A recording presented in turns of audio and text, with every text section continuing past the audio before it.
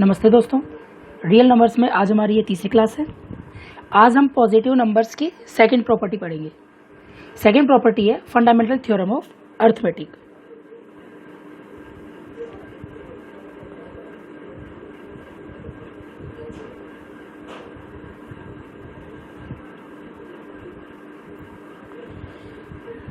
इस थ्योरम के अकॉर्डिंग हम पहले भी पढ़ चुके हैं कि किसी भी कंपोजिट नंबर को उसके प्राइम नंबर्स में एक्सप्रेस करना ही फंडामेंटल थ्योरम ऑफ अर्थमेटिक है।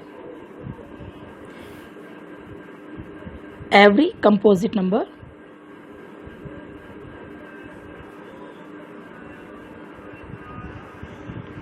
कैन बी एक्सप्रेस्ड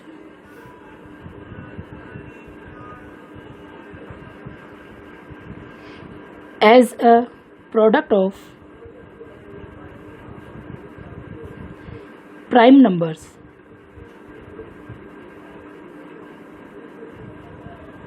जैसे हमारे पास में कोई भी कंपोजिट नंबर है तो कंपोजिट नंबर्स को प्राइम नंबर्स में एक्सप्रेस करना ही फंडामेंटल थ्योरम ऑफ अर्थमेटिक होता है। जैसे कि एग्जांपल के लिए हम लेते हैं 14। तो 14 एक कंपोजिट नंबर है। कंपोजिट नंबर क्या होता है? जिसके दो से ज़्यादा फैक्टर्स होते हैं वो कंपोजिट नंबर होता है। और प्राइम नंबर क्या होगा? जिसके ओनली 2 फैक्टर्स होते हैं वो प्राइम नंबर होते हैं। तो 14 हमारे पास में एक कंपोजिट नंबर है, तो इस कंपोजिट नंबर को हम प्राइम नंबर्स में एक्सप्रेस करेंगे। तो 14 के फैक्टर्स हो जाएंगे 2 × 7। तो 2 और 7 ये दोनों प्राइम नंबर्स हैं। तो प्राइम नंबर्स में एक्सप्रेस करना ही क्या होता है? Fundamental theorem of arithmetic. जैसे इसी का एक और एग्जांपल लेते हैं, एग्जांपल 52। तो 52 के हम फैक्टर्स करेंगे इसके प्राइम नंबर्स में। 52 सबसे पहले 2 से डिवाइड होगा। 2 × 2 = 4, 2 × 6 = 12। फिर 2 से डिवाइड होगा। 13 × 2 = 26, फिर 13 से। तो 52 को हम लिख सकते हैं 52 = 2 × 2 × 13। तो 52 के ये हो जाएंगे आपके प्राइम फैक्टर्स। इन्हीं प्राइम फैक्टर्स से हम किसी भी नंबर्स के HCF और LCM हम फाइंड करते हैं। जैसे कि एग्जांपल लेते हैं, example 1। Find LCM and HCF of 6 and 20 by prime factorization method।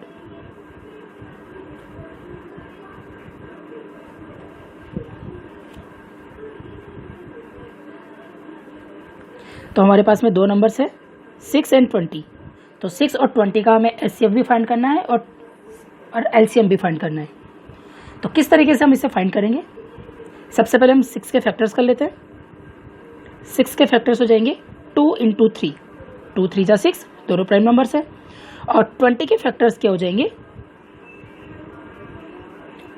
2 × 2 × 5। 5 × 2 = 10, 10 × 2 = 20। तो ये इसके 20 के फैक्टर्स हो गए। अब सबसे पहले हम इसमें फाइंड करेंगे HCF। अब HCF कैसे फाइंड होगा? इन दोनों के फैक्टर्स में से कौन सा नंबर कॉमन आ रहा है? जो भी नंबर कॉमन आएगा वही उसका HCF होगा। यहाँ पे 2 कॉमन आ रहा है तो ओनली इसका HCF 2 होगा। अगर हम LCM की बात करते हैं तो LCM में हो जाएगा जो नंबर कॉमन आ रहा है वो तो आ जाएगा 1 टाइम्स, और बाकी जो कॉमन नहीं आ रहे वो सारे नंबर्स मल्टीप्लाई हो जाएंगे। ये जो कॉमन नंबर आ रहा था यहाँ से तो 2 आ गया। 3 × 2 × 5, इनको मल्टीप्लाई कर लेंगे। 5 × 2 = 10, 10 × 3 = 30, 32 = 60। तो इस नंबर 6 और 20 का HCF तो हो जाएगा 2 और LCM हो जाएगा 60। इसी में एक फॉर्मूला और होता है,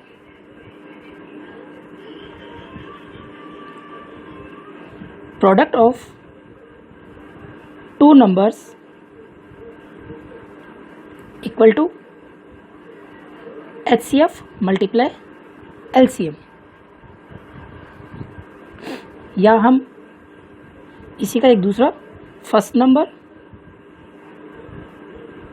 multiply second number equal to HCF multiply LCM। ये एक फॉर्मूला होता है। इस फॉर्मूले में अगर हमें 2 नंबर्स गिवन है जिसके हमें HCF या LCM कुछ भी फाइंड करना हो, 2 नंबर्स गिवन है और अगर हमें LCM गिवन होगा तो इससे हम HCF फाइंड कर सकते हैं। या 2 नंबर्स गिवन होंगे और HCF गिवन होगा तो उससे हम LCM फाइंड कर सकते हैं।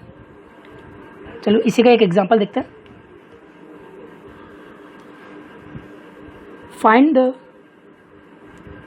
HCF of 96 and 404 by prime factorization method. By prime factorization method. Hence, find their LCM. हमारे पास में अब 96 और 404 ये 2 नंबर्स हैं। इन दोनों नंबर्स का सबसे पहले हमें HCF फाइंड करना है प्राइम फैक्टराइजेशन मेथड से। फिर हमें फॉर्मूला यूज़ करते हुए LCM फाइंड करना है। तो सबसे पहले हम 96 के फैक्टर्स करेंगे। 96 के फैक्टर्स क्या होंगे? 2 से डिवाइड किया 48 टाइम्स, 2 24, फिर 2 का डिवाइड होगा 12, 2 से 6, फिर 2 से 3, फिर 3 से 1। तो 96 के फैक्टर्स हो जाएंगे 2 multiply 2 multiply 2 multiply 2 multiply 2 multiply 3, 5 times 2 multiply 3। और 404 के फैक्टर्स होंगे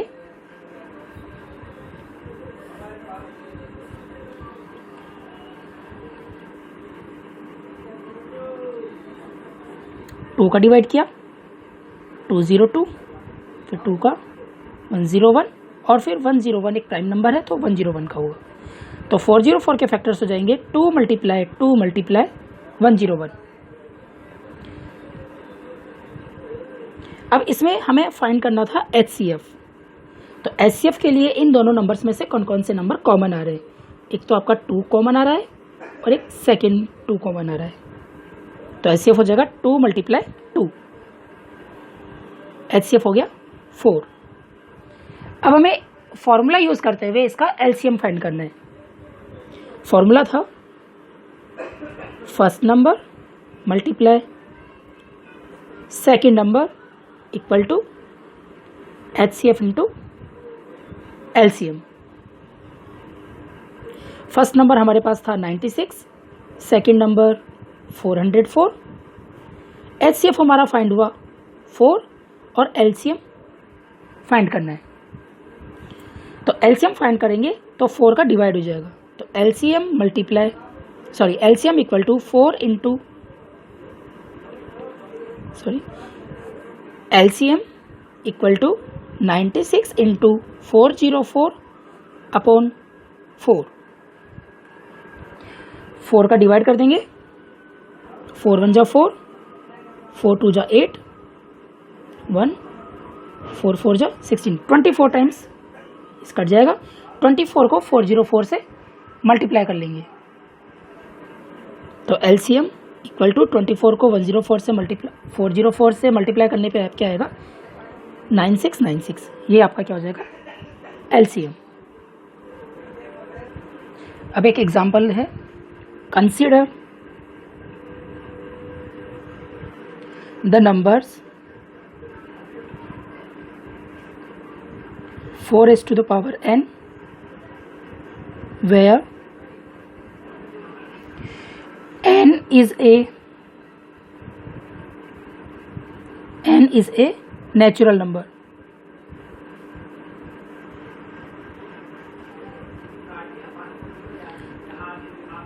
Check whether there is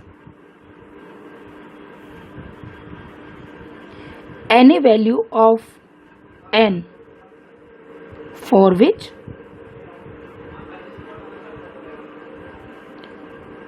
4 raised to the power n ends with the digit 0.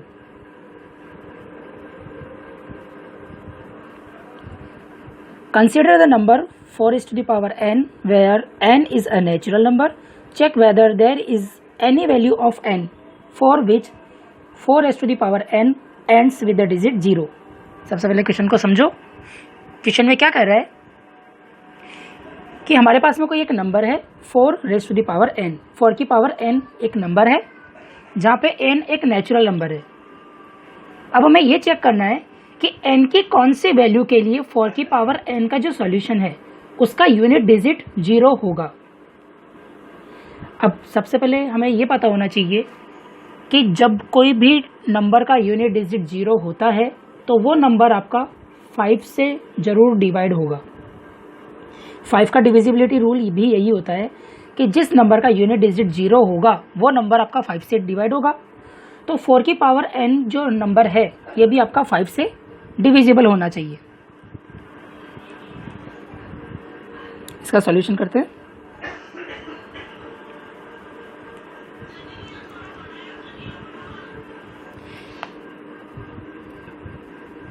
If the number 4 raised to the power n for any n were to end with the digit 0,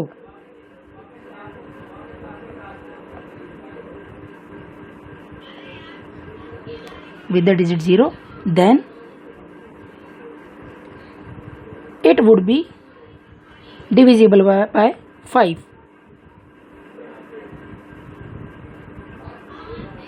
तो वो number 5 से divisible होना चाहिए। अगर हम 4 की power n का अगर हम प्राइम फैक्टराइजेशन करते हैं तो हमारा जो वो 5 का मल्टीपल होना चाहिए। देखिए हमारे पास में नंबर है 4 की पावर n, तो 4 की पावर n के हम प्राइम फैक्टर्स करते हैं तो ये हो जाएगा 4 को लिखा हमने 2 की पावर 2 ब्रैकेट और बाहर पावर n है तो n, तो ये हो जाएगा 2 की पावर 2n। 4 की पावर n को हमने लिख दिया 2 की पावर 2n। अब हमारे पास में यहाँ पे क्या है 2, और 2 ही क्या है एक प्राइम नंबर। इसके अलावा इसके और कोई भी फैक्टर्स नहीं हो रहे हैं, तो यहाँ पे ये नंबर 4 की पावर n 5 का मल्टीपल नहीं है, इसलिए जो इसका जो एंड डिजिट 0 कभी नहीं होगा।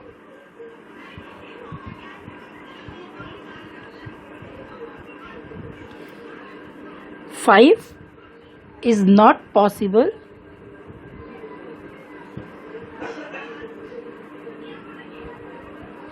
Because 4 raised to the power n equal to 2 की power 2n।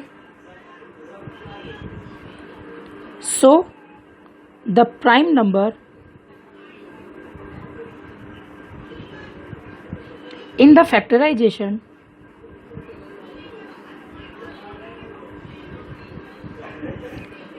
of 4 raised to the power n is 2।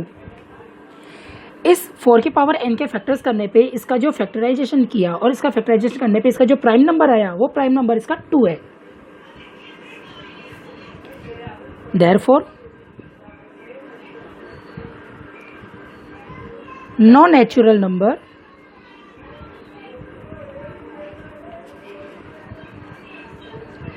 n for which 4 raised to the power n ends with the digit 0।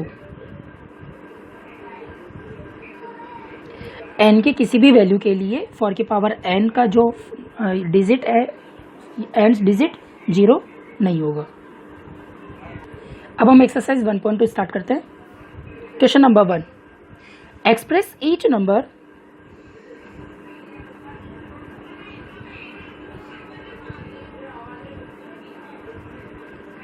as a product of its prime factors। First is 140, तो 140 को हमें prime factors में, इसके products और prime factors में हमें इसे express करना है। तो 140 के फैक्टर्स करेंगे, 2 से डिवाइड होगा 70 टाइम्स, फिर 2 से किया 35, 5 से 1 जा 35 और फिर 7 1 जा 7। तो 140 ये हो जाएगा 2 × 2 × 5 × 7। इस तरीके से क्वेश्चन कंप्लीट हो गया। बाकी के क्वेश्चंस भी इसी तरीके से होंगे। एक क्वेश्चन और कर लेते हैं इसका, क्वेश्चन नंबर 2। क्वेश्चन है 156। 156 के फैक्टर्स करेंगे, 2 से होगा 2 7 जा 14, 2 8 जा 16, फिर 2 का डिवाइड किया 2 3 जा 6, 2 9 जा 18, फिर 3 से किया 3 1 जा 3, 3 3 जा 9 और फिर ये होगा 13 से 13 1 जा 13। तो 156 इक्वल टू, इसे लिखेंगे हम 2 × 2 × 3 × 30। इस तरीके से हम इसे प्राइम फैक्टर्स में एक्सप्रेस करेंगे। Question number 2, find the LCM and HCF of the following pairs of integers and verify LCM into HCF equal to product of two numbers। हमें सबसे पहले LCM और HCF फाइंड करना होगा, उसके बाद में हमें वेरीफाई करना है LCM into HCF equal to product of 2 numbers. Question number 1, 26 and 91। सबसे पहले 26 के फैक्टर्स किए, 26 equal to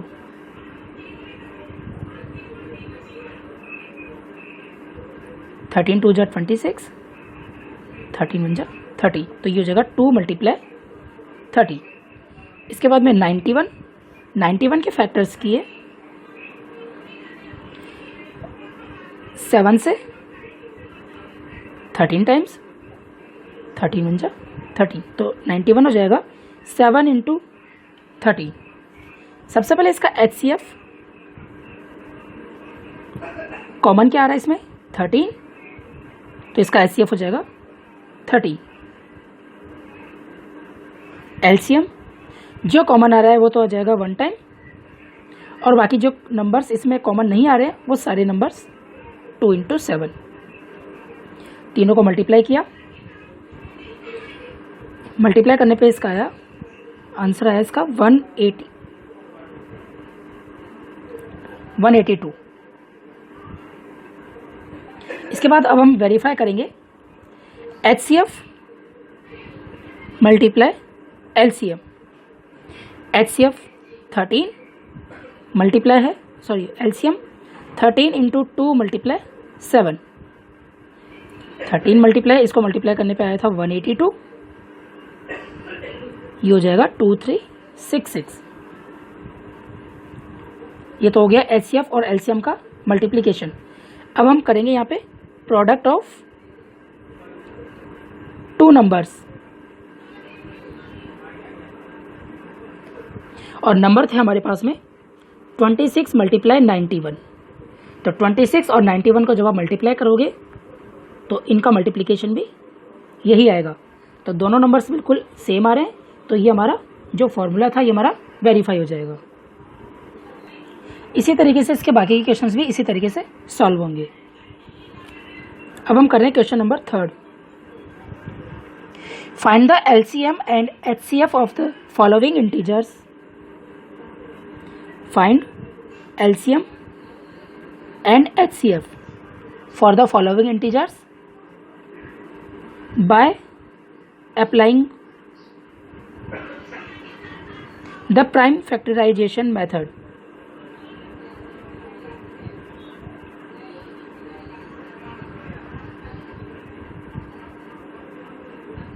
prime factor method से हमें एलसीएम एंड एचसीएफ फाइंड करना है। फर्स्ट क्वेश्चन है 12, 15 एंड 21। इस बार हमारे पास में 3 नंबर्स हैं 12, 15 एंड 21। इन तीनों का हमें एलसीएम और एचसीएफ फाइंड करना है। तो सबसे पहले हम 12 के फैक्टर्स करते हैं। 2 × 2 × 3, इसके फैक्टर्स तो डायरेक्ट हो जाएंगे। 3 × 2 = 6, 6 × 2 = 12। 15 के फैक्टर्स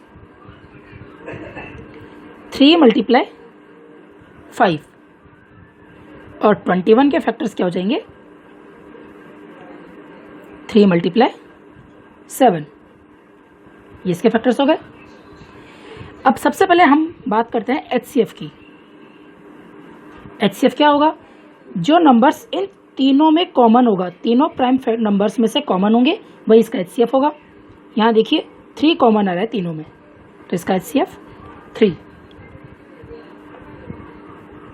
इसके बाद में बात करते हैं एलसीएम की। तो जो कॉमन आ रहा है वो तो आ जाएगा 1 टाइम्स, और जो कॉमन नहीं आ रहे वो सारे नंबर्स आपके यहाँ पे एलसीएम में आ जाएंगे। 2 × 2 × 5 × 7, इसे मल्टीप्लाई कर लीजिए। 3 × 2 = 6, 6 × 2 = 12, 12 × 5 = 60, 60 × 7, ये हो जाएगा आपके 420। तो इसका एलसीएम आपके आ जाएगा 420 और एचसीएफ आ जाएगा 3। Question number 4 is given that HCF of 306 and 657 is 9. Find LCM of 306 and 657। हमें HCF गिवन है 306 एंड 657 का 9, और हमें इसी नंबर्स का हमें LCM फाइंड करना है। फॉर्मूला आपको पता ही होगा, product of 2 numbers equal to HCF × LCM। Numbers हमारे पास में है 306 × 657 इक्वल टू HCF है 9 और LCM हमें फाइंड करना है। तो LCM की वैल्यू हो जाएगी 306 × 657 अपॉन 9। 9 से 306 यह कट जाएगा आपका, 9 × 1 = 9, और ये हो जाएगा 9 × 3 = 27, 9 × 4 = 36। तो LCM हो जाएगा 34 × 657। ये मल्टीप्लाई कर लो, इसको मल्टीप्लाई करने पे ही आया 22338, ये आपका हो जाएगा LCM। और इसी तरीके से आपके क्वेश्चन भी कंप्लीट हो गया। Question number 5,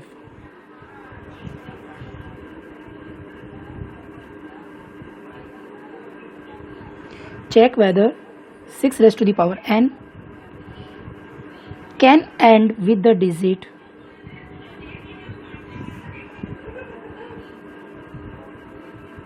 0 for any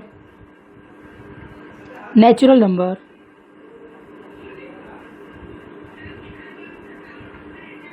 n। तो ऐसा ही क्वेश्चन हमने एग्जाम्पल में भी किया था। 6 की पावर n इस नंबर के लिए, n कोई नेचुरल नंबर है, तो 6 की पावर n के लिए या n की कौन सी वैल्यू के लिए 6 की पावर n का जो सॉल्यूशन होगा उसका यूनिट डिजिट 0 होगा। चलिए इसका सॉल्यूशन करते हैं। इफ द नंबर 6 की power n for any number n were to end 0, then it would be divisible by 5। ये चीज़ हमने पहले भी बात की थी कि अगर कोई भी नंबर है और उस नंबर का अगर यूनिट डिजिट 0 होता है तो वो नंबर आपका 5 से डिविजिबल होना चाहिए। तो अगर हम यहाँ पे बात करते हैं कि 6 की पावर n में जो एनी नंबर n है, अगर इसका यूनिट डिजिट अगर 0 आता है तो ये नंबर आपका 5 से डिविजिबल होना चाहिए। तो 6 की पावर n के फैक्टर्स करते हैं। 6 की पावर n मल्टीप्लाई 6 को लिखा हमने 2 × 3 होल पावर n, तो ये हो जाएगा 2 की पावर n मल्टीप्लाई 3 की पावर n हो जाएगा। अब यहाँ पे देखिए, यहाँ पे प्राइम नंबर्स 2 और 3 आ रहे हैं, यहाँ पे 5 इसका मल्टीपल नहीं है।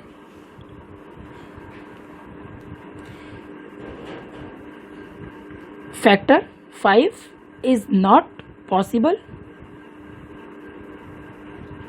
बिकॉज 6 की पावर n इक्वल्स टू 2 की पावर n मल्टीप्लाई 3 की पावर n। यहाँ पे फैक्टर 5 पॉसिबल नहीं होगा क्योंकि 6 की पावर n के जो फैक्टर्स होंगे वो 2 और 3 होंगे। So the prime factors in factorisation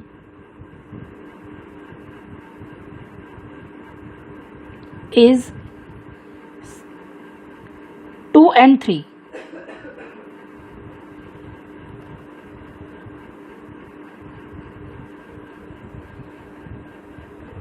Therefore, no natural number n for which 6 की power n ends with the digit 0।